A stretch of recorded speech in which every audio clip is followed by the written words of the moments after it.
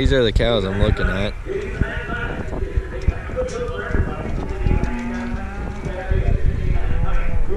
Let's go ahead. What are you gonna do? 25, 25, down, part of the team, 25, part of the get a quarter, down, get a stand, 25, down. I believe you've been more than that before. 25, 35, 35, down, 35 down, 35 down. What are you gonna do? 35, 35, down, part of the 35, down, part of the 35, down, part of the 45, 35, 25 is on the net, get 35. Are we down 35? They're down 50. Net gonna be 50. They're down 50. What are you gonna do? 50 down, down, 16, down, 16, down, 50 down, down,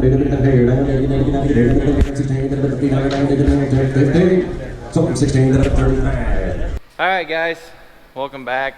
It's the next morning. Let me fill you on what happened last night at the sale barn. First off, the sale barn was packed. They ended up selling 4,000 head of just bred cows, which is, well, bred cows, bred heifers. But that's a lot. I mean, that's a lot. So we were there for a really long time. They started at 9 in the morning and we didn't actually get there until 12:30. And the cows that I was after didn't sell until about 5:15.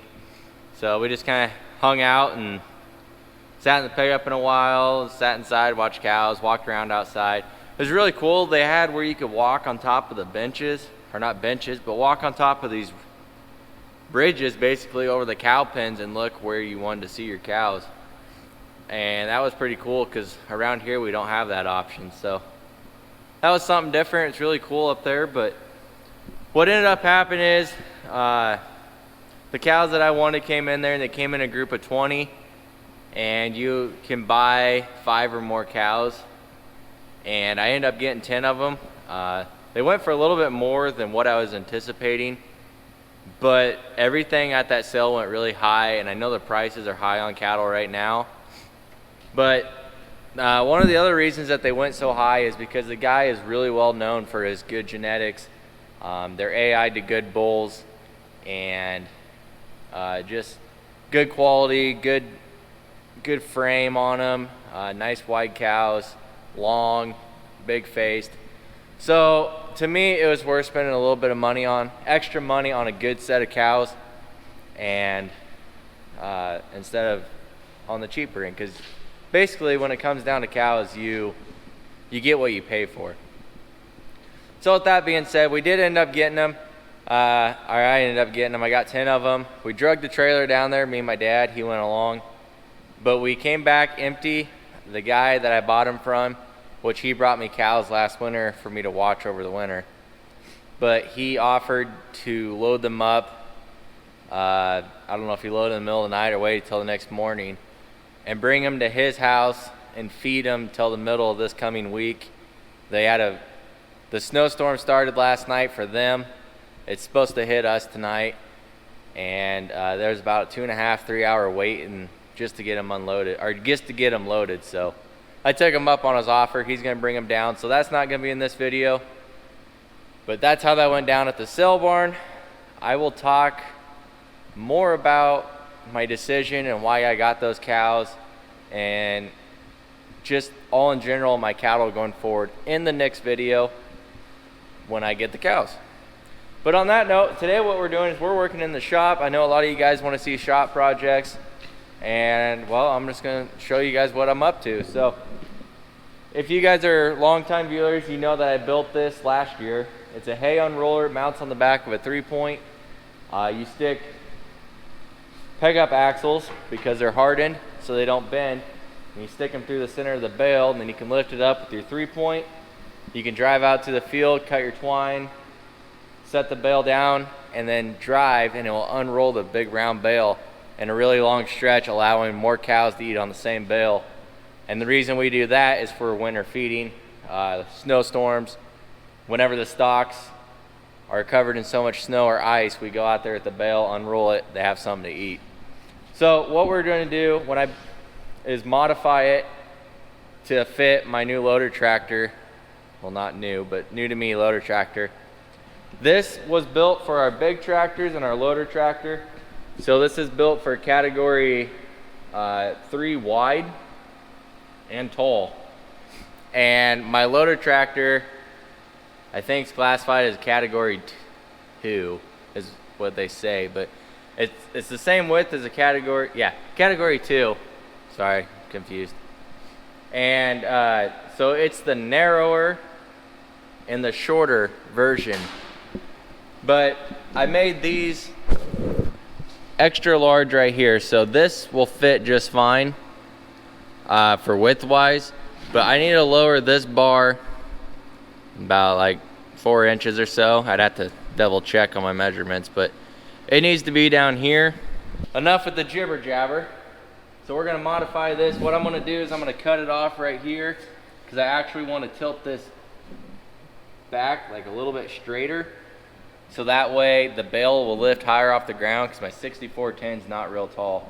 And then we gotta drop this down. So we'll end up measuring and cutting it here and then redoing that. So let's get started. So I have a feeling that that didn't record because when I just shut it off there for the air compressor and then I picked it up, it was recording. Oh, I'm having major technical glitches here lately, mostly with my brain. Anyways, so I took the plasma cutter and I plasma cut it around the welds on this deal.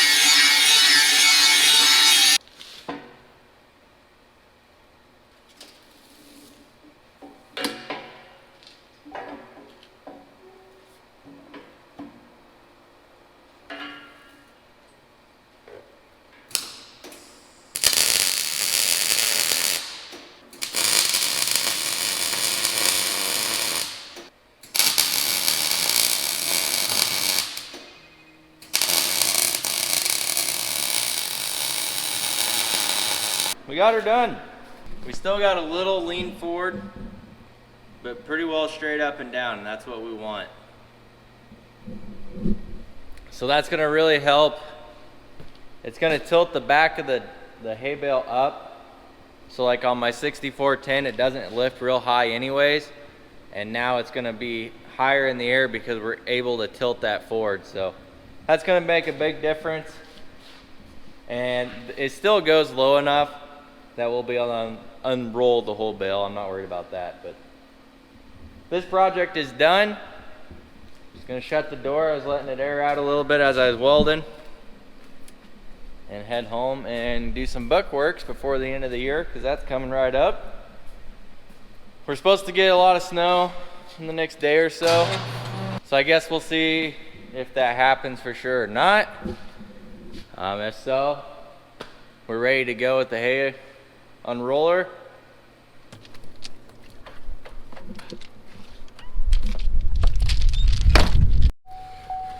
Morning, guys. So remember when I said last night that we got a snowstorm coming in? Well, we got part of it. I'd say we got about 2 inches of snow. The stalks are completely covered. It's sloppy because we got 1.5 inches of rain yesterday. But we're gonna go out and we're gonna feed cows. So I got a bale on the front, and I got my bale on the back. I didn't get it very centered, so it's just barely off the ground. But that's why I wanted to make that straighter, is to lift it higher. So we're just barely off the ground. The hydraulics might have sunk a little bit, but we're gonna go with it. We only have about 1.5 miles to go, so hopefully it doesn't shred the twine and tear it apart, but let's go feed cows.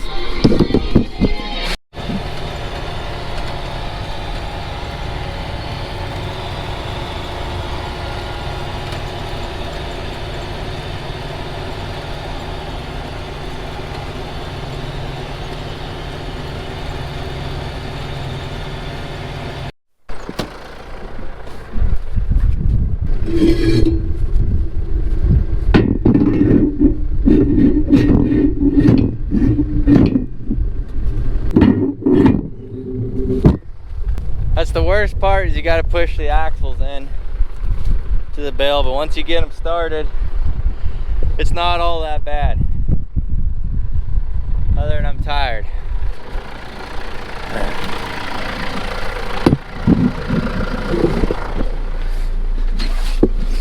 Now we can raise it up and then go cut the twine off.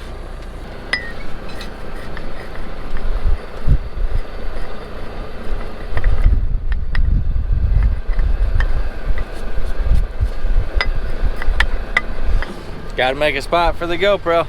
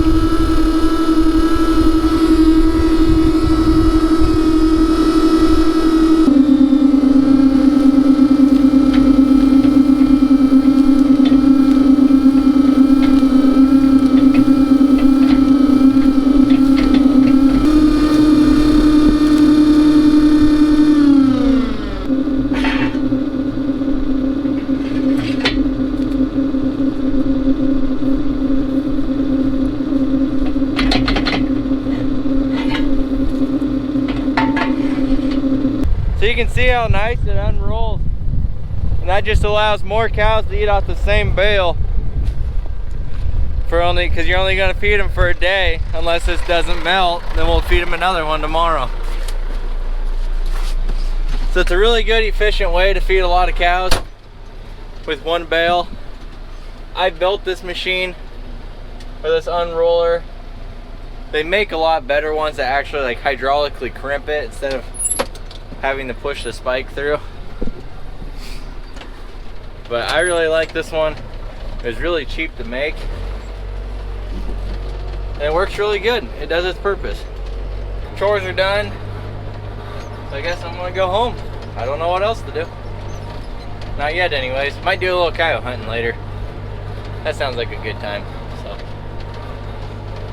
I guess on that note, thanks for watching this video, guys. We'll see you on the next one.